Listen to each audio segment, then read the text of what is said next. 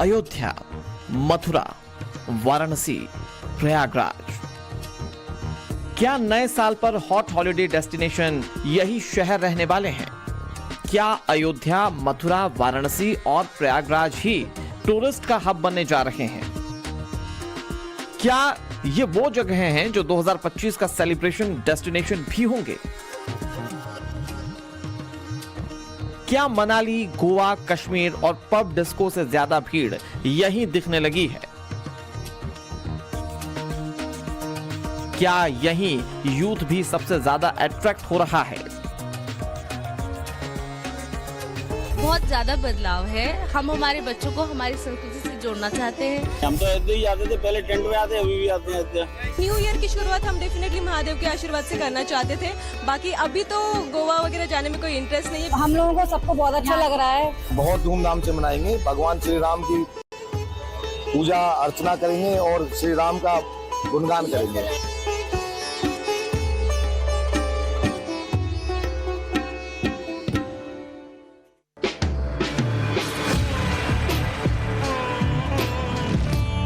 मंद मंद मुस्कनियां, दीवानी हो रही दुनिया। 22 जनवरी 2024 को रामलला का प्रथम अद्भुत दर्शन जिसने भी देखा भाव विभोर हुआ। रामलला की इस श्यामल प्रतिमा को आंखों में उतार लिया।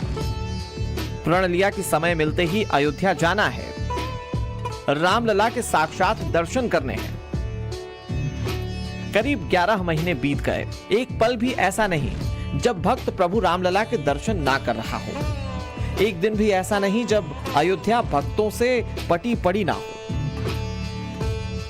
नया साल राम जी के नाम से, बजरंगबली के नाम से खूब धूमधाम से मनाएंगे और दीपोत्सव दीपावली के हिसाब से मनाएंगे जैसे दीपों का त्योहार आया है। भगवान की इसमें इंटरेस्ट और यहाँ पे हमारा एकदम समझो दिल और अंदर से आत्मा प्रसन्न हो जाती है। सब बहुत खुशी है राम मंदिर देखने को बहुत खुशी लग रही है। ये हमारी दूसरी बार है, इस साल का दूसरी बार है इधर। ये तो वर्ल्ड नंबर 1 बन जाएगा। विदिन 5 इयर्स आप देखो नंबर 1 होगा ये। साल 2025 रामलला के लिए पहला न्यू ईयर होगा। 22 जनवरी 2024 को भव्य मंदिर में विराजे रामलला के लिए ये वर्ष विशेष होगा, क्योंकि 500 साल बाद राम भक्तों को ये दिव्य दर्शन मिले हैं। अयोध्या की गलियां राम नाम की धुन में रमी हुई हैं, लिहाजा राम भक्त की इच्छा है कि पहली फुर्सत में अयोध्या धाम जाना है, रामलला के दर्शन करने हैं। अयोध्या में राम भक्तों की संख्या हर बीतते दिन के साथ नए रिकॉर्ड बना रही है। अयोध्या उत्तर प्रदेश के टूरिज्म का ग्रोथ इंजन बन गया है। राम मंदिर उद्घाटन के बाद अगले 6 महीने में यहां करीब 11 करोड़ राम भक्त पहुंचे। केवल जनवरी 2024 का ही जिक्र करें तो करीब 7 करोड़ भक्तों ने अयोध्या में रामलला के दर्शन किए। ये किसी भी धार्मिक स्थल पर एक महीने में आने वाली पर्यटकों की संख्या का रिकॉर्ड है। हम लोग 2025 में कदम रखने वाले हैं और ये साल भी बहुत ही खास है, क्योंकि इस बार राघव जी की जो मंद मंद मुस्कान है उससे इस साल का आगाज होगा, इस साल की शुरुआत होगी। अयोध्या में रोज भीड़ हो रही है। प्रतिदिन देश विदेश से भी आ रहे हैं दर्शनार्थी।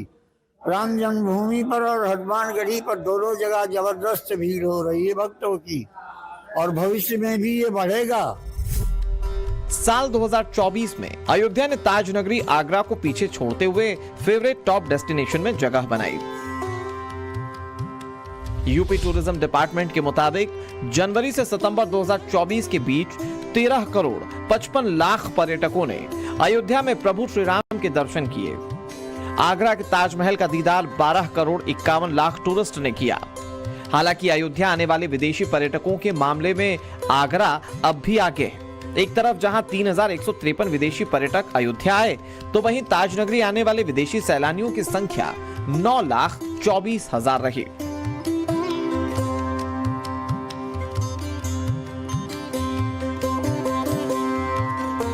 यूं तो पहले से ही अयोध्या की पहचान पावन तीर्थ के रूप में रही है, लेकिन जब से राम मंदिर का उद्घाटन हुआ है तब से यहाँ का माहौल बदल गया है।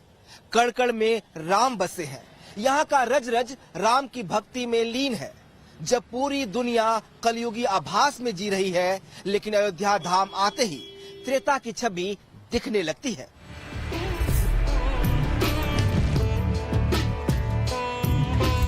राम मंदिर ट्रस्ट के मुताबिक आम दिनों में अयोध्या आने वाले भक्तों की औसतन संख्या करीब 1.5 लाख रहती है, जबकि नए साल के मौके पर 1 जनवरी को 3 लाख भक्तों के पहुंचने की उम्मीद है।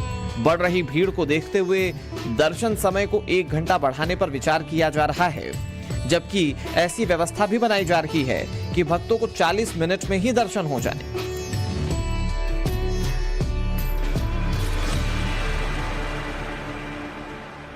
यहाँ पे टूरिस्ट भी बहुत ही ज्यादा संख्या में आएंगे और जो दर्शनार्थी हैं, भक्त हैं, राम भक्त हैं, उनकी भी संख्या दिनों दिन बढ़ रही है। अभी तो ये आंकड़ा केवल पर डे का 1.5 लाख का है, लेकिन आने वाले समय में ये आंकड़ा निश्चित रूप से बढ़ेगा और इससे अयोध्या फैजाबाद की आर्थिक स्थिति बड़ी जबरदस्त सुधरेगी। आंकड़ों की बात तो अपनी जगह है, लेकिन जो आंखों देखी है वो सबके सामने है। भीड़ इस बात की गवाही दे रही है कि अयोध्या इस बार रिकॉर्ड के किस लेवल को छूने वाला है। नए साल के मौके पर अयोध्या सज चुकी है, बाजारों में रौनक बढ़ गई है, छोटी दुकान से लेकर रेहड़ी पटरी वालों के चेहरे खिले हुए हैं। प्राण प्रतिष्ठा के बाद हम लोगों का बिजनेस तो काफी इम्प्रोवाइज हुआ है। मैं कहूँगा मैनी फोल्ड्स इम्प्रोवाइजेशन हुए हैं उसमें, और अभी जो 1 साल पूरा होने वाला है इस जनवरी में, तो उसके लिए काफी इंक्वायरीज हैं, लोग बहुत आना चाहते हैं, बहुत उत्साह है। अयोध्या आने वाले पर्यटकों की संख्या में इतना इजाफा कैसे हो गया? आखिर ऐसी क्या वजह है कि दुनिया के 7 अजूबों में से एक ताजमहल की रौनक अयोध्या के भव्य राम मंदिर के सामने फीका पड़ गया? इसके पीछे सबसे बड़ी वजह है सनातन का पुनर्जागरण, और इसको लेकर मोदी और योगी का संकल्प। सनातन के सबसे बड़े तीर्थ को दुनिया की हर सुख सुविधाओं से लैस करना हो या फिर सुरक्षा व्यवस्था की बात हो, हर मोर्चे पर योगी सरकार दरबार यानी काशी विश्वनाथ धाम के बनने के बाद से काशी स्पिरिचुअल टूरिज्म का सबसे बड़ा सेंटर बन चुका है। हर गुजरते दिन के साथ इस धाम में आने वाले श्रद्धालुओं की संख्या लगातार बढ़ती जा रही है, और पिछले 3 सालों की बात करें तो यहाँ पर लगभग 19 करोड़ के आसपास जो श्रद्धालु हैं वो पहुंचे और उन्होंने बाबा के दरबार में मत्था टेका।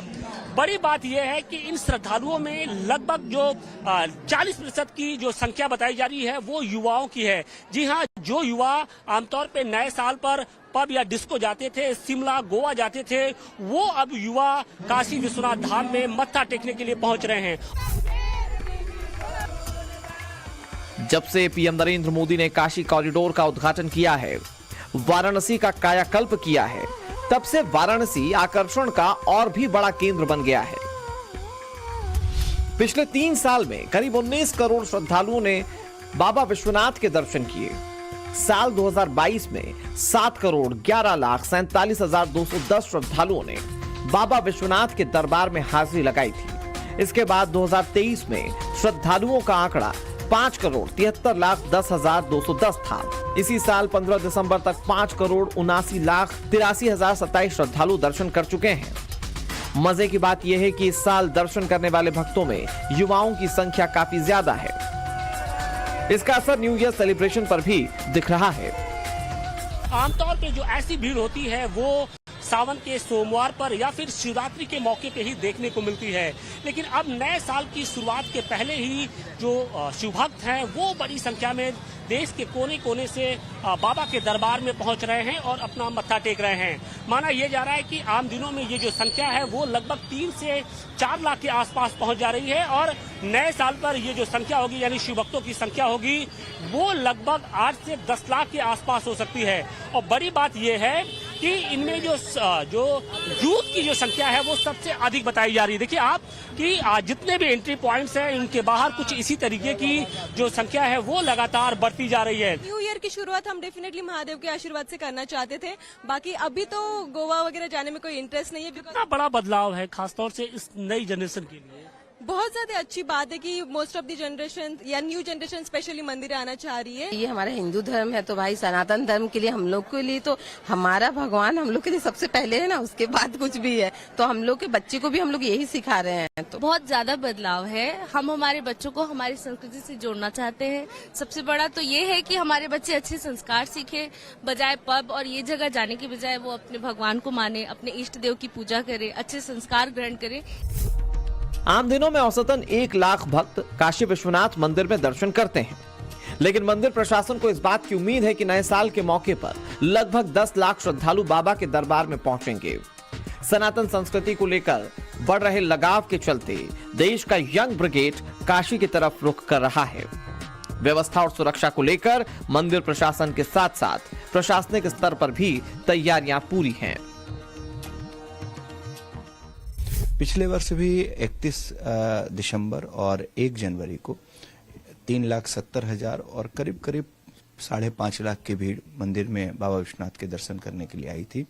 हर व्यक्ति की इच्छा होती है कि अपने नए साल का शुभारंभ महादेव का आशीर्वाद के साथ शुरू करें, तो भीड़ तो इस बार भी उसी अनुरूप से रहेगी और उसके लिए सारी तैयारियां मंदिर प्रशासन के द्वारा करा ली गई है। काफी प्रसन्नता की बात है कि वर्तमान समय में हमारा युवा वर्ग, हमारा यूथ जिस तरीके से धर्म के प्रति आकर्षित हो रहा है और जिस तरीके से वो न्यू ईयर मनाने के लिए शिमला या हरिद्वार कहीं भी इस तरह की जाने की बात करता के बजाय वो धार्मिक स्थलों को ज्यादा प्रेफरेंस दे रहा है। शिव नगरी काशी और श्री राम धाम अयोध्या की तरह श्री कृष्ण जन्मभूमि मथुरा में भी न्यू ईयर सेलिब्रेशन की धूम है। दिल्ली, राजस्थान, पंजाब समेत कई राज्यों से लोग मथुरा वृंदावन जा रहे हैं, दर्शन पूजन कर रहे हैं और गलियों में राधे राधे की गूंज सुनाई दे रही है।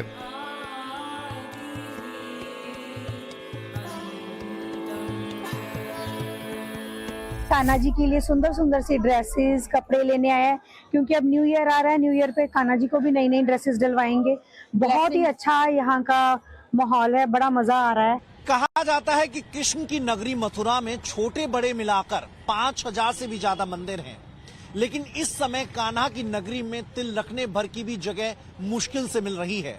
वजह है नए साल के मौके पर लोग राधा कृष्ण के प्रेम नगर में निवास कर रहे हैं। भक्तों की भीड़ को देखते हुए प्रशासन के लिए भी चैलेंज बढ़ गया है।